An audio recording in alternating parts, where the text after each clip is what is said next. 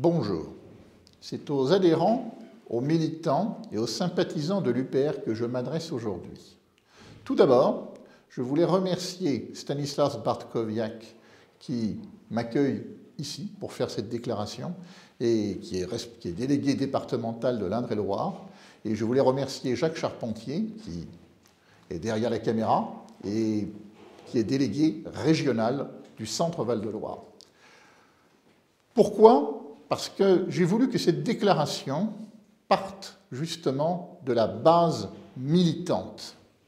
Que ce ne soit pas une déclaration qui puisse être considérée comme venant de tel ou tel cadre, de telle ou telle organisation. D'abord, nous sommes aujourd'hui le 18 juin. Alors rassurez-vous, il ne va pas y avoir de grandiloquence dans mes propos. Je ne tiens nullement à récupérer la figure du général de Gaulle, mais je voulais, en hommage à ce grand homme, le citer pour dire, il a écrit dans ses mémoires de guerre, « Il n'est de réussite qu'en partant de la vérité ». Alors partons aujourd'hui de la vérité pour pouvoir en tirer les conclusions. François Asselineau ne pourra pas être candidat aux élections présidentielles de 2022.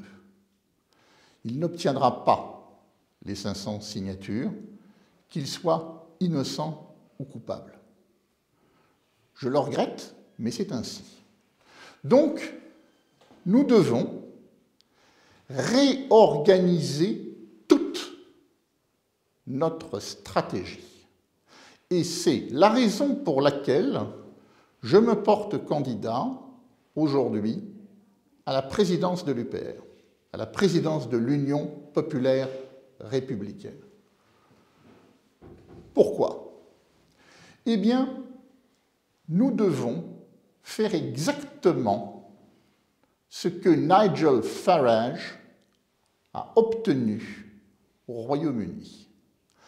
Il n'y a pas eu de campagne sur un homme, il n'y a pas eu des affiches placardées avec la tête, le portrait de Nigel Farage partout.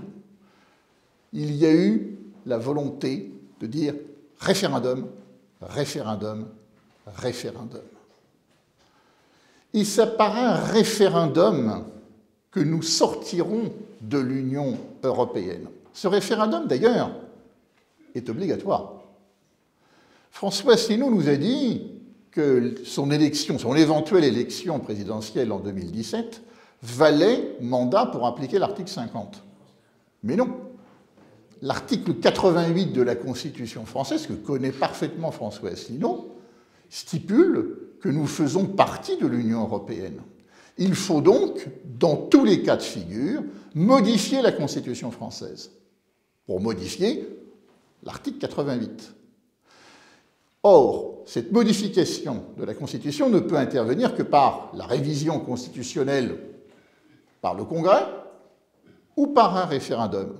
Nous savons, bien entendu, que le Sénat européiste s'opposera de toutes ses forces à une révision par le Congrès.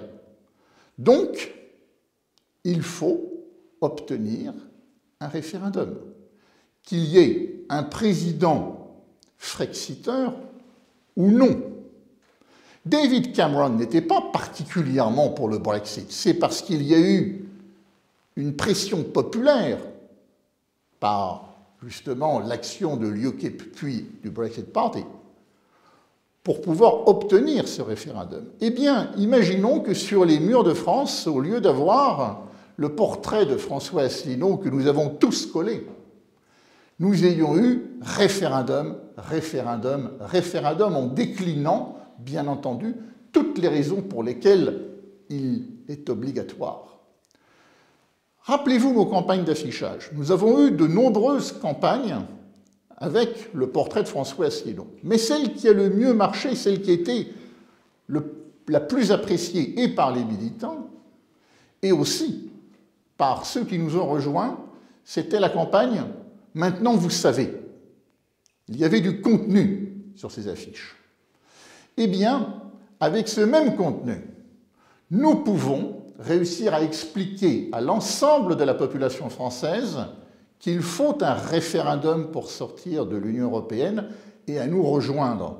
Et là, nous ne serons plus 15 000 adhérents à jour de cotisation, 40 000, nous serons 100 000, 200 000, voire plus. Car sur la question du référendum, nous pouvons rassembler bien plus loin que notre seul, aujourd'hui, parti. Là, nous avons la stratégie gagnante. C'est celle que je m'engage à mettre en place si vous faites confiance à la liste que j'ai l'honneur de conduire. Ensuite, après ce changement de stratégie, il faudra aussi réorganiser notre parti. Son organisation est par trop verticale. Et sans tomber dans l'horizontalité complète, il faudra démocratiser l'ensemble de nos statuts. Il y a un grand chantier à faire, je m'engage à le faire et à soumettre ces travaux aux militants. Il y a urgence. Nous ne pouvons plus, aujourd'hui, nous tromper de stratégie, aller vers une impasse. Nous devons, tous ensemble, je dis bien tous ensemble, ceux qui ont été déçus par François Asselineau, comme ceux qui, aujourd'hui, le soutiennent encore, nous devons changer de stratégie et réclamer un référendum de toutes nos forces. Ensuite, l'élection présidentielle n'est pas la seule élection en France. Nous avons aussi des élections législatives. Ces élections législatives, il y a eu une grave erreur aux dernières législatives que de présenter 573, je crois, candidats sur 577 circonscriptions. Cela a divisé nos faibles forces financières et nos meilleures forces militantes. Si nous concentrons sur 150 circonscriptions, 170 circonscriptions, nous verrons nos forces militantes avec des accords avec les autres souverainistes en leur laissant des circonscriptions là où ils sont plus forts, en prenant, nous, les circonscriptions où nous sommes plus forts, nous dépasserons facilement la barre des 1% dans 50 circonscriptions. Ainsi, nous aurons un financement public qui nous permettra de professionnaliser nos équipes, qui permettra de pouvoir mieux rembourser les militants qui, aujourd'hui, utilisent leur temps et souvent leur argent personnel pour la cause. Nous pourrons obtenir des élus, nous pourrons porter notre discours de manière forte et intelligible. Alors, je vous le dis, vous allez avoir un choix à ce congrès qui est un congrès peut-être précipité, je ne sais pas, au moment où je vous parle, si le congrès aura lieu le 11 juillet ou s'il aura lieu plus tard, j'espère qu'il aura lieu le plus tard possible de cette année parce qu'il faut le temps d'un débat et j'espère que ce choix important, vous le ferez en ayant toutes les possibilités d'entendre, non pas un son de cloche, comme dit François Asselineau, qui n'entend qu'une cloche, n'entend qu'un son. Eh bien, je le prends au mot. Je prends au mot François Asselineau. Je propose un débat sur UPR TV, un débat d'1 heure, chronométré, avec égalité de temps de parole.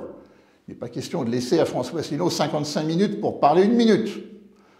Et ce débat démocratique est une nécessité pour que chaque adhérent de l'UPR puisse choisir entre ces options stratégiques et cette conception du parti. L'UPR TV appartient bien à tous les adhérents, à tous les militants, à tous les donateurs. Ce beau studio, il a été financé par vos cotisations. Ce beau studio UPR-TV, il a été prêté aux Gilets jaunes. Eh bien, pourquoi seulement l'opposition interne à François Asselineau lors de ce congrès n'y aurait-elle pas accès? Vous conviendrez que c'est anormal. J'espère de tout mon cœur que François Asselineau acceptera ce débat. Ce débat se passera entre gentlemen. Nous devrons parler essentiellement des affaires de l'heure, c'est-à-dire des options stratégiques qui se posent à notre parti. François Asselineau, je vous en conjure, acceptez ce débat. Il en va de la démocratie du parti. Il en va de l'avenir de l'UPR. Je vous remercie. Vive la République, vive la France libre.